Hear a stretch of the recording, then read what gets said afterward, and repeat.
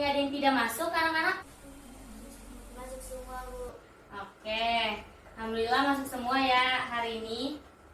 Sebelum kita memulai pembelajaran, alangkah baiknya kita berdoa terlebih dahulu.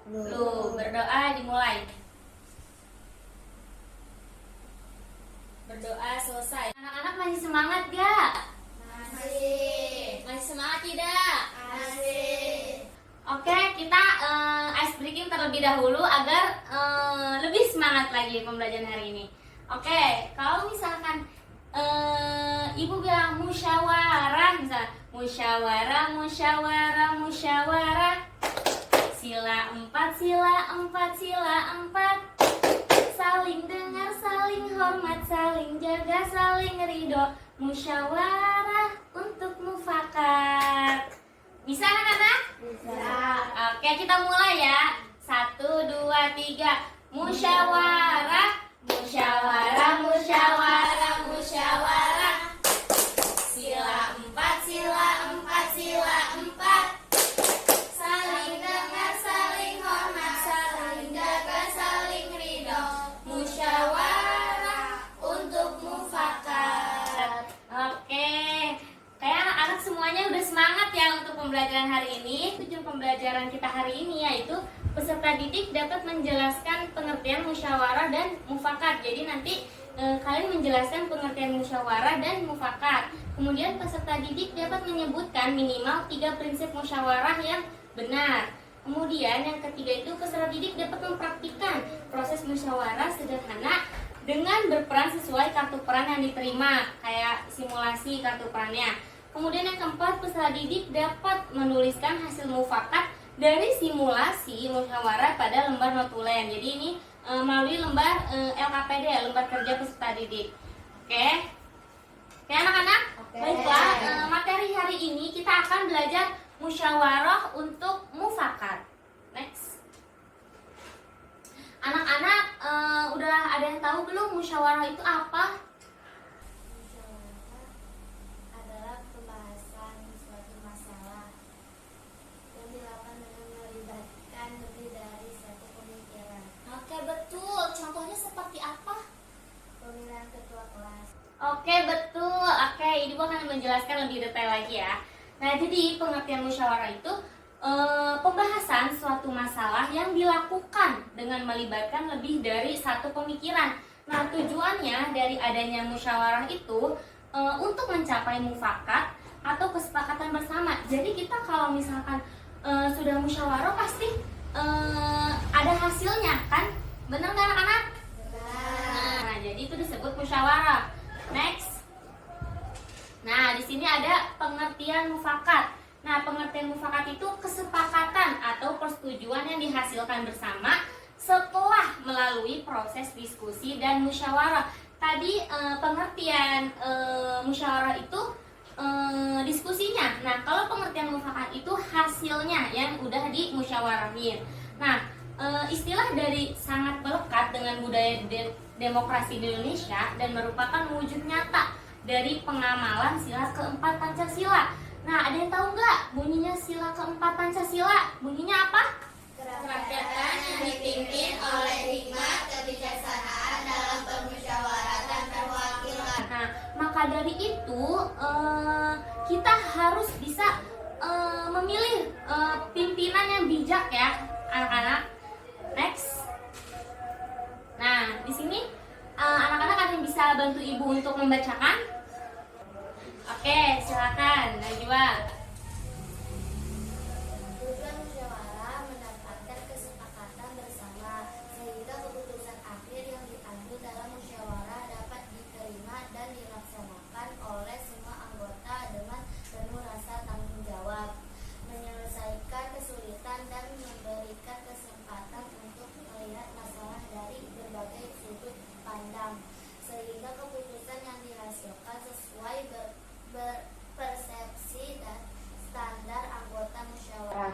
Oke, nah jadi tujuan musyawarah di sini tuh mendapatkan kesepakatan bersama. Jadi kita udah musyawarah bersama-sama. Nah, ini tuh mendapatkan kesepakatan. Jadi misalkan itu tuh kesepakatan bersama tuh misalnya kayak semacam voting gitu. Misalnya banyakkan mana gitu. Nanti yang banyak itu bakal diambil untuk kesepakatan bersama di masyarakat atau di sekolah.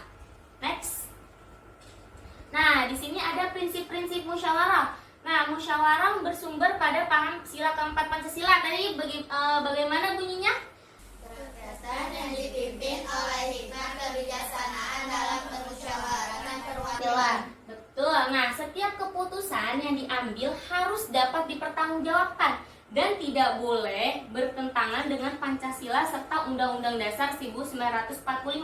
Jadi kita kalau sudah mengambil keputusan harus dipertanggungjawabkan. Tidak boleh kayak kita udah mengambil keputusan kayak bukan tanggung jawab saya, itu namanya itu bukan tanggung jawab. Jadi kalau tanggung jawab itu bekerja bersama-sama. Nah, yang ketiga ada setiap peserta musyawarah mempunyai hak dan kewajiban yang sama dalam mengeluarkan pendapat. Jadi nggak mesti dari siapapun orang dari beda suku agama itu boleh kita mengeluarkan pendapat, kan namanya juga musyawarah. Jadi kita harus mengeluarkan pendapat.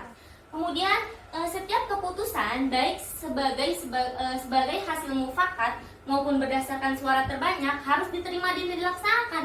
Karena bagaimanapun juga kita sudah memilih atau memvoting suara terbanyak, jadi kita harus diterima dan dilaksanakan gitu.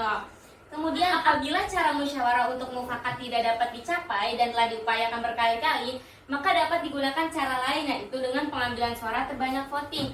Misalkan voting di laki-laki lebih banyak, nah dan di perempuan itu lebih sedikit, maka yang diambil adalah laki-laki. Betul. Next. Nah, di sini ada manfaat musyawarah. Nah, permasalahan akan lebih cepat terselesaikan. Benar tidak, anak-anak? Kalau misalnya kita bekerja sama, masalah akan cepat selesai? Betul. Yang kedua, hasil keputusan sesuai dengan keinginan dan kebaikan bersama. Betul. Yang ketiga, melatih seseorang agar berani menyampaikan pendapat. Yang keempat, mewujudkan kerukunan dan kekeluargaan antar anggota musyawarah. Yang terakhir yaitu terhindar dari pengambilan keputusan yang salah dan menguntungkan salah satu pihak saja. Next. Nah, di sini ada penerapan musyawarah. Nah, musyawarah di lingkungan keluarga. Nah, contohnya menentukan aturan-aturan dalam keluarga.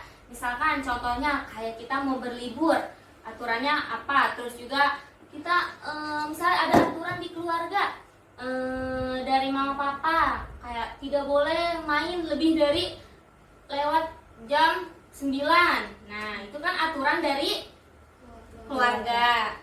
Kemudian musyawarah di lingkungan sekolah, memilih pengurus OSIS. Di sekolah ada kan anak-anak? Ada. Oke. Kemudian musyawarah di lingkungan masyarakat, contohnya pelaksanaan acara 17-an. Pasti anak-anak selalu ingat 17 Agustusan itu pasti harus musyawarah dulu, karena kalau tidak musyawarah pasti acara tidak akan berjalan. Kemudian musyawarah di lingkungan kenegaraan, membuat suatu undang-undang.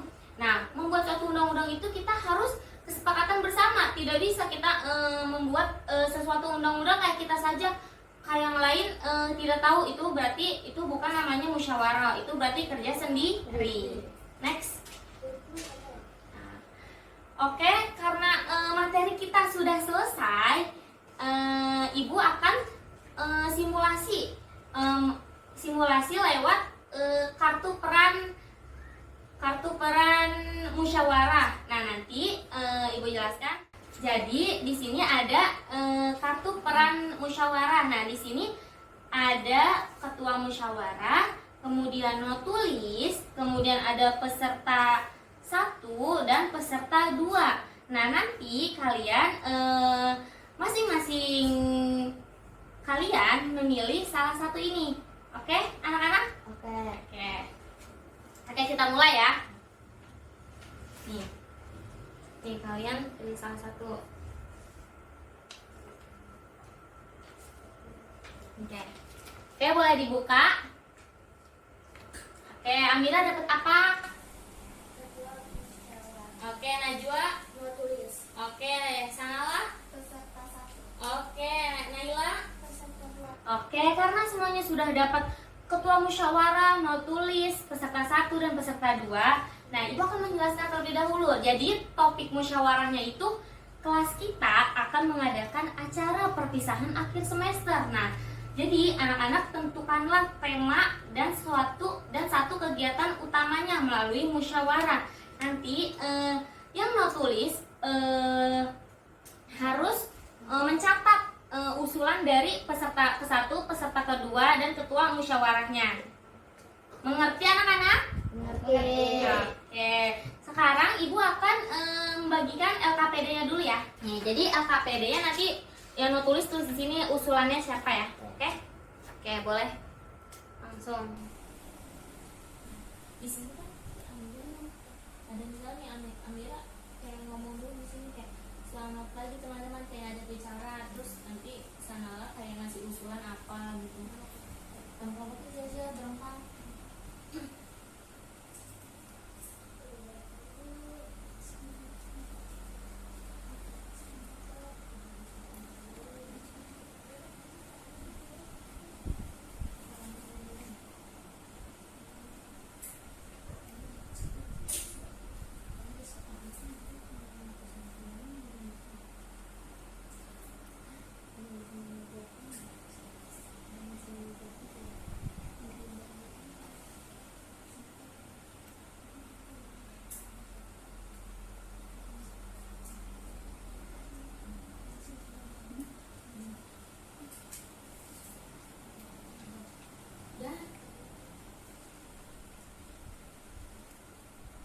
Ini tanda tangan ketuanya di sini, ini tanda tangan notulisnya di sini.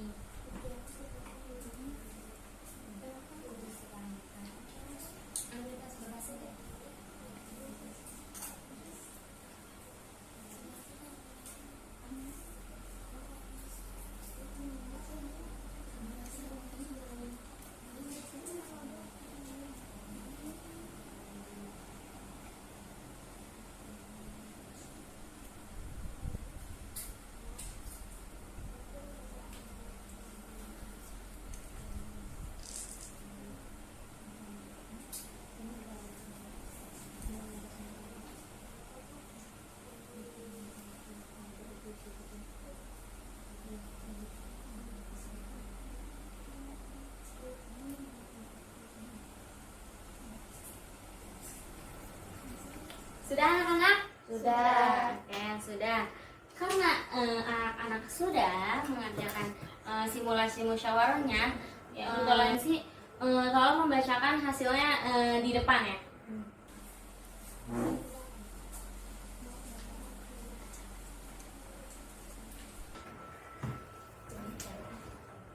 Topik musyawarah menentukan tema dan kegiatan utama acara perpisahan kelas. Usulan yang disampaikan, nama peserta 1 Amira, usulannya kenangan indah bersama. Kedua Syanala, lomba permainan kelompok. Ketiga Naila, persahabatan selamanya. Hasil mufakat, tema acara kenangan indah bersama. Kegiatan utama pentas seni. Kesimpulan, keputusan diambil melalui musyawarah dan disetujui oleh seluruh peserta. Oke, terima kasih Najla. Beri tepuk tangan untuk Najla yang sudah berani maju ke depan.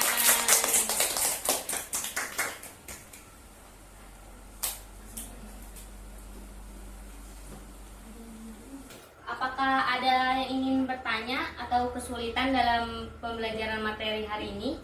Kita sudah paham. Oke, baik. Karena sudah paham, apakah ada yang bisa menyimpulkan pembelajaran hari ini?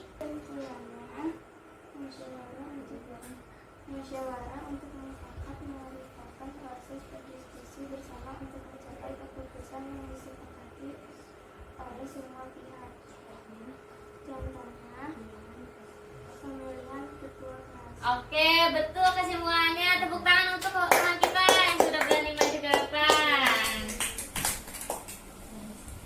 Oke, sebelum Ibu tutup, di sini Ibu ingin memberikan pesan moral kepada anak-anak semuanya. Jadi musyawarah mengajarkan kita bahwa pendapat satu orang bukanlah segalanya.